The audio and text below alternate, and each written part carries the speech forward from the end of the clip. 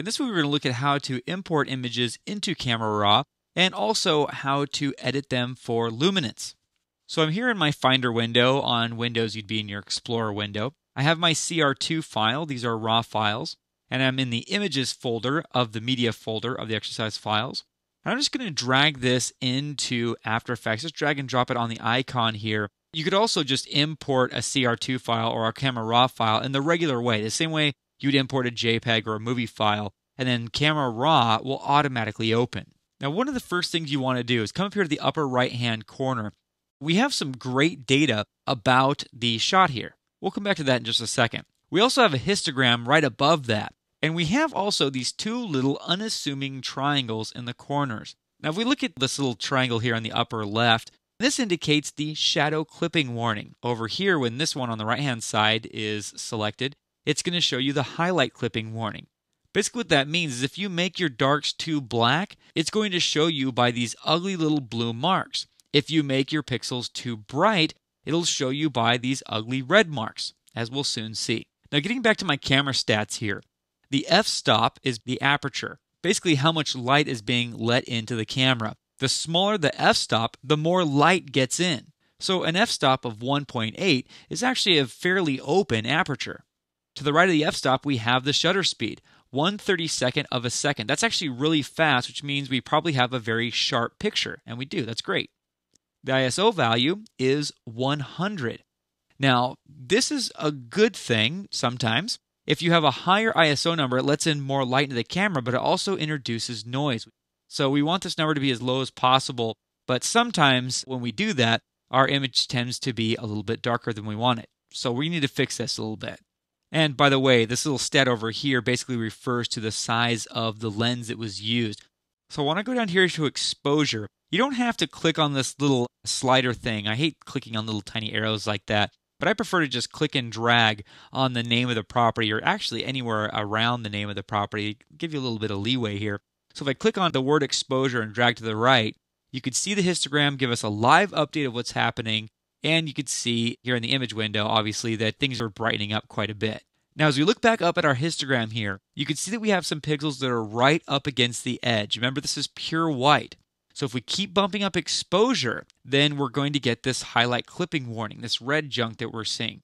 These red pixels are here because we have this right-hand side triangle in this square showing. And it's telling us that these pixels are getting blown out. We're losing detail in these highlights because we have things too bright.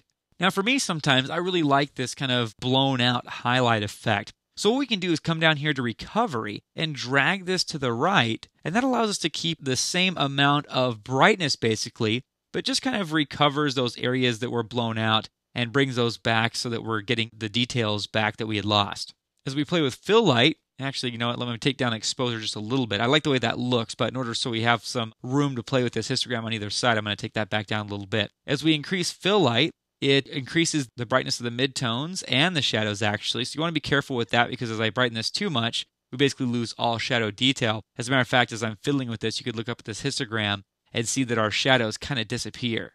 Usually on a professional photo set, the fill light is the light that you add in to fill in the cracks and crevices and shadows. I'm always scared that I'm going to make my shadows too bright, so I just usually don't even touch that. The black slider controls the intensity of the shadows. So as we increase blacks, we're actually crushing these blacks, and we get a lot more of that yucky blue because, again, that's the shadow clipping warning. It's telling us that all of these values, where there is detail in the shadows, are being crushed to pure black. So we want to take that down until we don't have any more of those bad little blue pixels that are clipping warnings. And, of course, we have the standard brightness and the standard contrast as well. Now, down below this line, we have clarity. For this, I'm going to increase exposure. Bump up recovery until we get rid of the red. There we go. Looking nice. No warnings. Now, clarity is kind of interesting. It's almost like sharpening, but it's good sharpening. I usually don't have too good of results when I use sharpening.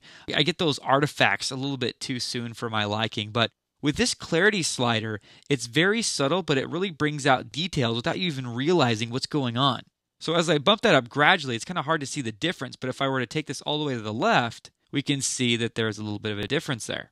Quite a significant difference, actually. But if you look at the details like in her jacket, with the clarity all the way up, they seem very gritty and real. But if I take this down a little bit, those become softer and not as pronounced. This clarity slider is yet another reason why I like to use Camera Raw, in addition to the highlight and clipping warnings and the multicolored histogram and all these other features. It really is just this great tool.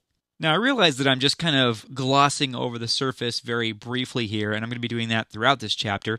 If you want more information on this subject, Chris Orwig, an amazing trainer, has some great training right now on lynda.com. Photoshop CS4 Photographers Camera Raw is a great title, but there's a lot of great Camera Raw stuff out there from him and other authors as well. So if you want to dig a little bit deeper, please check out their training.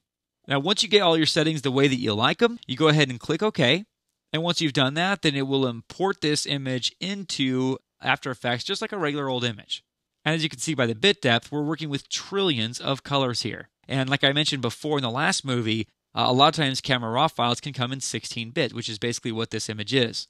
And when you have all those extra colors, it basically gives you more wiggle room while you're editing. It allows you to make more fine edits. Now, in the next movie, we'll look at how to reopen Camera Raw once you've imported a file, and also how to adjust color in Camera Raw.